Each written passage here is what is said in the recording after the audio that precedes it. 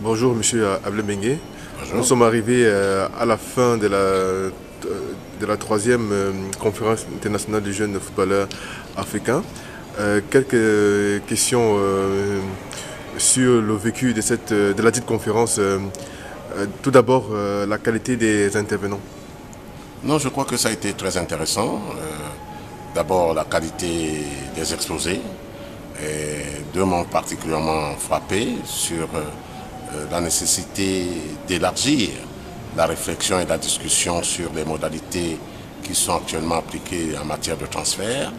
Il y a eu une idée qui a germé. Est-ce qu'elle va porter? C'est sur la taxe, n'est-ce pas, qui doit, l'institutionnalisation d'une taxe sur les transferts des enfants, parce que la réglementation prévoit 18 ans, alors que la formation dans certains pays, et même dans la plupart des pays, pour ne pas dire dans l'ensemble des pays, commence à 12 ans, parfois à 10 ans. Alors qu'est-ce qu'on fait de ça? Alors autant de choses qui nous ont paru discutables, et donc qui sont utiles en ce qui concerne l'élargissement de cette réflexion. Et puis il y a cette volonté de l'association de foot solidaire de s'impliquer dorénavant auprès des institutions, je dis bien auprès des institutions, pour ne pas faire cavalier seul. Il y a une volonté de reconnaissance par ces institutions-là.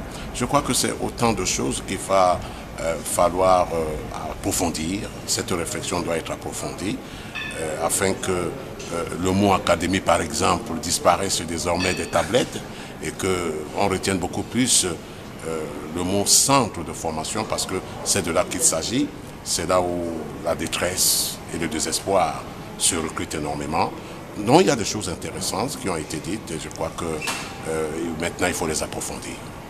Si on parlait de perspectives d'avenir.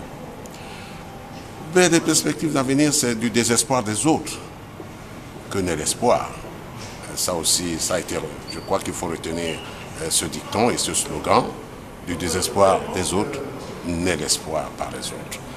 Donc les perspectives sont là, les voies peuvent être ouvertes maintenant.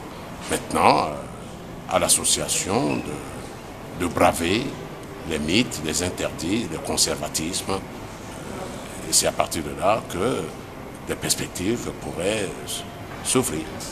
En tant que représentant de la CAF, êtes-vous personnellement satisfait? Ben, dire que je suis satisfait ou non satisfait, je dirais tout simplement que le fait que la CAF ait décidé de déléguer de se faire représenter pour la première fois à ce rendez-vous prouve déjà sa volonté d'écouter, n'est-ce pas, d'être attentive, et je crois que c'est déjà un pas très significatif. Merci et bon retour. Merci.